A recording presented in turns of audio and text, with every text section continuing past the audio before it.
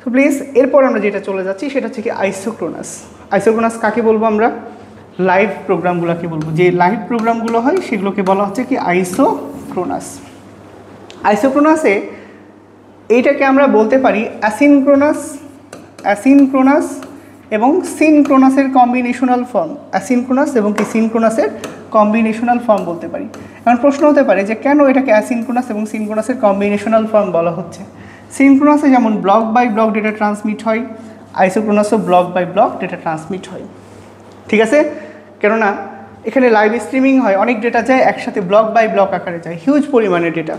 তারপর দ্বিতীয় পয়েন্টটা দেখি, এদের মধ্যবর্তী বিরতির সময় প্রায় শূন্য, যেটাকে রিয়েল টাইম ডেটা ট্রান্সমিশনস বলে।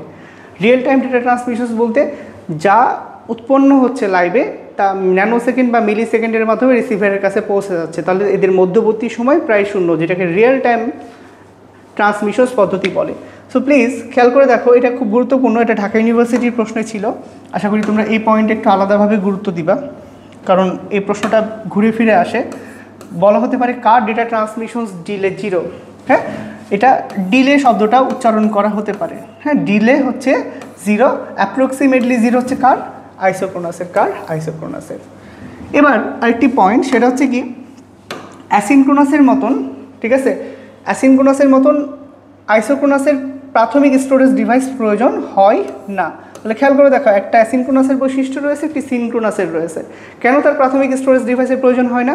যা লাইভে সম্প্রচারিত হয় তাই তো চলে আসে, তাহলে তাকে স্টোর করার জন্য আলাদা কোনো স্টোরেজ ডিভাইসের প্রয়োজন হয় না। ওকে, এবং আমরা চতুর্থ যে পয়েন্টটাতে আসবো সেই পয়েন্টটা খুব ভ্যালিড পয়েন্ট না। এখানে লেখা আছে শুরুতে একটি স্টার্ট সিগন্যাল এবং শেষে একটি স্টপ সিগন্যাল ব্যবহার করা হয়। এখানে কোনো বিট অথবা বাইট না, কোনো বিট অথবা বাইটের হিসাব না, এখানে বিট বাইট দিয়ে হিসাবটা করা হয় না। এখানে শুরুতে একটা বিপ অর্থাৎ স্টার্ট সিগন্যাল ব্যবহার করা হয় এবং শেষে একটা স্টপ সিগন্যাল ব্যবহার করা হয়। এখানে কোনো বা বিট বা বাইটের হিসাব করা হয় না। এই জন্যই আইসোক্রোনাসের কোনো কর্মদক্ষতা, আমরা যে কর্মদক্ষতা প্রকাশের যে পদ্ধতি জানি, কর্মদক্ষতাকে প্রকাশ করা হয় এটা দ্বারা। সো আইসোক্রোনাসের কোনো কর্মদক্ষতা বের করা যায় না, তা মূলত ডিপেন্ড করে সেন্ডার ডিভাইস, রিসিভার ডিভাইস এবং মিডিয়ামের উপরে। সো এই তো আমাদের তিনটি সিনক্রোনাইজেশনস পদ্ধতি নিয়ে আলোচনা ছিল। আমরা দেখতে পেলাম পর্যায়ক্রমিকভাবে সিনক্রোনাইজেশনস পদ্ধতি